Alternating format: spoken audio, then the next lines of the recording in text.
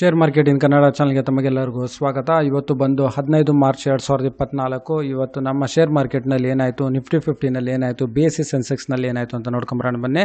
ಇವತ್ತು ನಮ್ಮ ಶೇರ್ ಮಾರ್ಕೆಟ್ನಲ್ಲಿ ಇಳಿಕೆ ಆಗಿದೆ, ಸುಮಾರು 100 ಪಾಯಿಂಟ್ಸ್ ಮೇಲಷ್ಟು ಇಳಿಕೆ ಆಗಿದೆ. ಯಾಕೆ ಅಂತ ಹೇಳಿದ್ರೆ ವಿದೇಶಿ ಶೇರ್ ಮಾರ್ಕೆಟ್ಗಳಿಂದ ನಮ್ಮ ದೇಶದ ಶೇರ್ ಮಾರ್ಕೆಟ್ಗಳಿಗೆ ವಿದೇಶಿ ಹೂಡಿಕೆದಾರರಿಂದ ನಮ್ಮ ಶೇರ್ ಮಾರ್ಕೆಟ್ಗೆ ಸಪೋರ್ಟ್ ಸಿಗ್ತಿಲ್ಲ. ಹಾಗೆ ಮಿಡ್ ಕ್ಯಾಪ್ ಮತ್ತು ಸ್ಮಾಲ್ ಕ್ಯಾಪ್ನಲ್ಲಿ ಓವರ್ ವ್ಯಾಲ್ಯೂಯೇಷನ್ ಆಗಿದೆ ಕಂಪ್ನಿಗಳಲ್ಲಿ, ಅದರಲ್ಲೂ ಒಂದು ಕರೆಕ್ಷನ್ಸ್ ನಡೀತಿದೆ. ಬನ್ನಿ ನೋಡ್ಕೊಂಬರೋಣ. ಹಾಗೆ ಅಲುವಾಲಿಯಾ ಕಾಂಟ್ರಾಕ್ಟ್ಸ್ ಅಂತ ಒಂದು ಕಂಪ್ನಿ ಇದೆ. ಇದರಲ್ಲಿ ಸುಮಾರು 364 ಕೋಟಿಯ ಒಂದು ಆರ್ಡರ್ ಸಿಕ್ಕಿದೆ. ಇದು ಒಂದು ವರ್ಷದಲ್ಲಿ ಒಂದು ಹೆಚ್ಚು ಕಡಿಮೆ ಡಬಲ್ ಆದ ಒಂದು ಶೇರ್ ಅಂತ ಹೇಳ್ಬೋದು. ಅದೇ ರೀತಿ ನೋಡೋಣ ಬನ್ನಿ. ನಿಫ್ಟಿ 50 ಇವತ್ತು ಕ್ಲೋಸ್ ಆಗಬೇಕಾದ್ರೆ ಸುಮಾರು 22,023.35ಕ್ಕೆ ಕ್ಲೋಸ್ ಆಗಿದೆ. ಇವತ್ತು ಸುಮಾರು 123 ಪಾಯಿಂಟ್ ಅಷ್ಟು ಇದು ಇಳಿಕೆ ಆಗಿದೆ.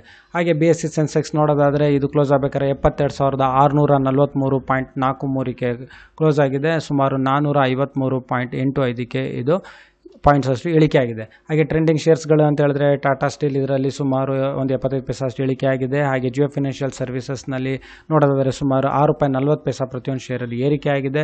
ಟಾಟಾ ಪವರ್ನಲ್ಲಿ ಸುಮಾರು ₹3.70 ಅಷ್ಟು ಇಳಿಕೆ ಆಗಿದೆ. ಹಾಗೆ HDFC ಬ್ಯಾಂಕಲ್ಲಿ ಪ್ರತಿಯೊಂದು ಶೇರಲ್ಲಿ ₹2.80 ಅಷ್ಟು ಇಳಿಕೆ ಆಗಿದೆ. ಹಾಗೆ ನಾವು ನೋಡೋದಾದರೆ ಟಾಟಾ ಮೋಟರ್ಸಲ್ಲಿ ಸುಮಾರು ₹22 ಅಷ್ಟು ಪ್ರತಿಯೊಂದು ಶೇರಲ್ಲಿ ಇಳಿಕೆ ಆಗಿದೆ.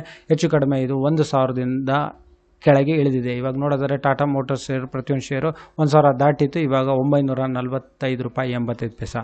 ಹಾಗೆ IRFCನಲ್ಲಿ ನೋಡೋದಾದರೆ ಪ್ರತಿಯೊಂದು ಶೇರಲ್ಲಿ ₹3.30 ಅಷ್ಟು ಇಳಿಕೆ ಆಗಿದೆ. ಇದರಲ್ಲಿ ಏನಾರು ಇಂಟ್ರಾಡೇ ಮಾಡಿದರೆ ಇದರಲ್ಲಿ ₹1 ಲಾಸ್ ಸ್ಟಾಪ್ ಲಾಸ್ ಹಾಕೊಂಡು ಮಾಡಿದ್ರೆ ಕಡಿಮೆ ಲಾಸ್ ಆಗುತ್ತೆ.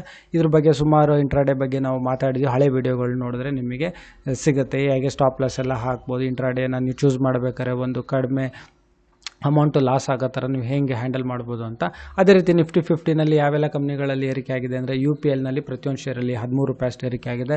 ಹಾಗೆ ಭಾರತಿ ಏರ್ಟೆಲ್ನಲ್ಲಿ ನೋಡೋದಾದರೆ ಸುಮಾರು ₹25 ಅಷ್ಟು ಇವತ್ತು ಏರಿಕೆ ಆಗಿದೆ. ಬಜಾಜ್ ಫಿನ್ಸ್ನಲ್ಲಿ ₹116.90 ಅಷ್ಟು ಏರಿಕೆ ಆಗಿದೆ. HDFC ಲೈಫಲ್ಲಿ ₹10 ಅಷ್ಟು ಏರಿಕೆ ಆಗಿದೆ. ಹಾಗೆ ಅಡಾನಿ ಎಂಟರ್ಪ್ರೈಸಸ್ನಲ್ಲಿ ಇವತ್ತು ₹44.75 ಪ್ರತಿಯೊಂದು ಶೇರಲ್ಲಿ ಏರಿಕೆ ಆಗಿದೆ.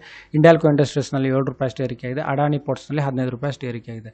ಹಾಗೆ Tata Consumer Products, Britannia Industries, Maruti Suzuki India, IndusInd Bank, Bajaj Finserv, Tata Consulting Services, Grasim ಇಂಡಸ್ಟ್ರೀಸ್ನಲ್ಲಿ ಏರಿಕೆ ಆಗಿದೆ. Tata Consumer Products, Britannia Industries, FMCG ಕಂಪ್ನಿಗಳಲ್ಲಿ ಇವತ್ತು ಏರಿಕೆ ಆಗಿದೆ ಅಂತ ಹೇಳ್ಬೋದು. ಹಾಗೆ Infuse Solutions Limited SME IPO ಇದರಲ್ಲಿ ನೋಡೋದಾದರೆ 19ನೇ ತಾರೀಕು ತನಕ ಇದು ಓಪನ್ ಇರುತ್ತೆ. ಇದನ್ನು ಚೆಕ್ ಮಾಡ್ಬೋದು. ಇದು ಆರ್ಟಿಫಿಷಿಯಲ್ ಇಂಟೆಲಿಜೆನ್ಸ್ ಮತ್ತು ಡೇಟಾ ಮ್ಯಾನೇಜ್ಮೆಂಟ್ ಹೆಚ್ಚು ಕಡಿಮೆ ಒಂದು SME ಕ್ಯಾಟಗರಿಲಿ ಬರೋ ಒಂದು IT ಕಂಪ್ನಿ ಅಂತ ಹೇಳ್ಬೋದು ಇದನ್ನು.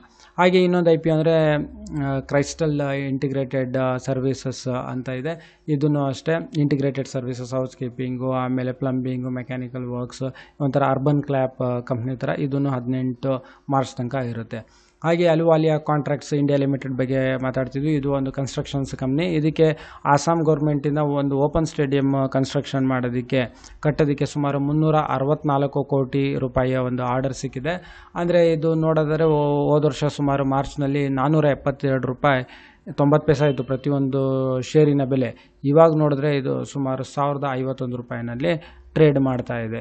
ಇದು ನೀವು ನೋಡ್ಕೋಬೋದು. ಹಾಗೆ ಇನ್ನೊಂದು ಕಂಪ್ನಿ ಅಂತ ಹೇಳಿದ್ರೆ KSB ಅಂತಿದೆ. ಇದು ಒಂದು ಪಂಪು ಮತ್ತು ಮೋಟರ್ಸ್ ಮ್ಯಾನುಫ್ಯಾಕ್ಚರಿಂಗ್ ಮಾಡೋ ಕಂಪ್ನಿ. ಇದಕ್ಕೆ ಸುಮಾರು ₹267 ಕೋಟಿ ಅಷ್ಟು ಇದಕ್ಕೆ ಆರ್ಡರು ಸಿಕ್ಕಿದೆ.